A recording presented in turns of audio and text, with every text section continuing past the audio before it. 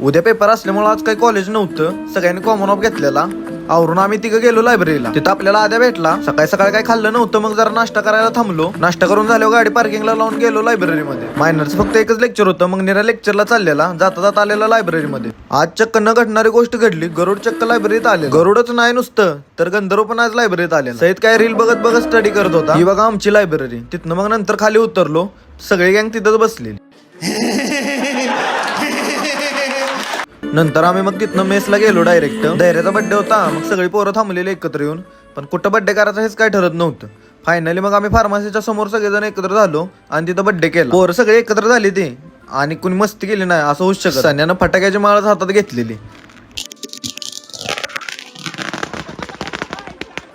परत मग रूमवर जाऊन झोपलेलो. नंतर मग सगळेजण मिळून चहा प्यायला गेलो. रात्री मग सगळेजण एकत्र बसलेलो सिद्ध्याच्या रूमवर अभ्यासाला. सिद्ध्या समजून सांगणार होता.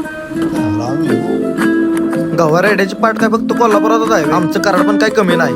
आमच्याकडे बदाम पण आहे आणि नक्षा पण आहे. इथनं पुढे गेले की आष्ट्यातनं इकडे सांगलीला जायचं, तिकडे जायचं इस्लामपूरला, मग इकडनं पुढे गेलं की म्हणतात इकडे, तिथनं पुढे मग कराडला इकडे.